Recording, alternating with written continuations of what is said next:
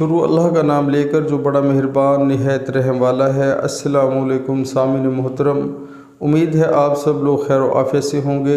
آج ایک حدیث مبارکہ آپ کو پڑھ کر سنواتا ہوں۔ فرمان مصطفیٰ صلی اللہ علیہ وآلہ وسلم ہے، روز قیامت قرآن اپنے پڑھنے والوں کی شفاعت کرے گا۔ سبحان اللہ۔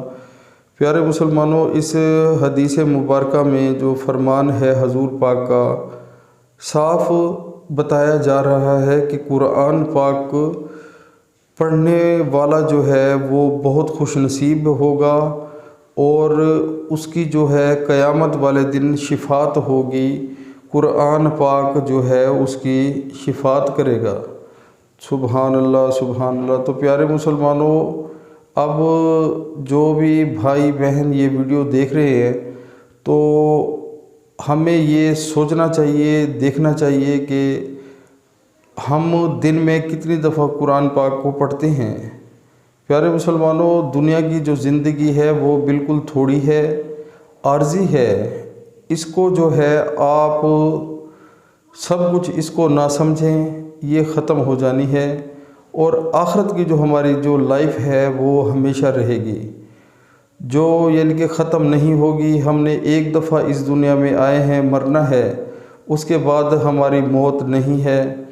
ہم جو ہے پھر وہ تا حیات جو ہے زندہ رہیں گے۔ پھر اللہ تعالیٰ نے جو موت کا ذائقہ ہے وہ ہمیں دوبارہ نہیں چکھانا۔ تو اللہ تعالیٰ نے ہمیں جب موقع دیا ہے تو ہمیں آج ہی سے سچی نیت کرنی چاہیے کہ ہم جو ہے قرآن پاک کو پڑھیں گے۔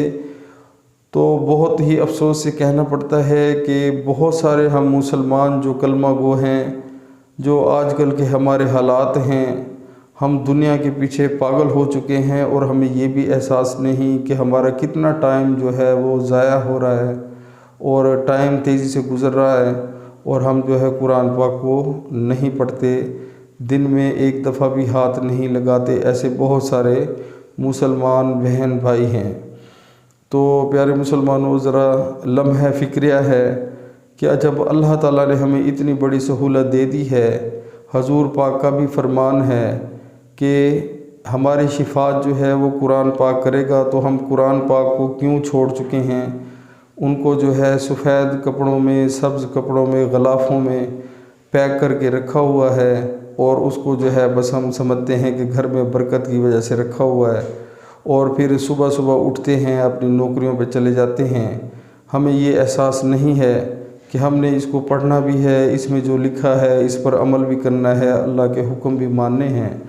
تو پیارے مسلمانوں، آپ سب سے یہ ریکویسٹ ہے کہ خدا را اس کا خیال کریں۔ چند لمحوں کی جو زندگی ہے اس کے پیچھے نہ بھاگیں، آخرت کی زندگی کے بارے میں سوچیں، اور صبح جیسے ہی فجر کی نماز پڑھ کے آئیں گھر میں تو لازمی قرآن پاک کا ورد کریں، تلاوت کریں، اور ترجمے کے ساتھ بھی پڑھیں۔ انشاءاللہ بہت ہی فائدہ ہوگا، آپ عمل کریں۔ السلام علیکم۔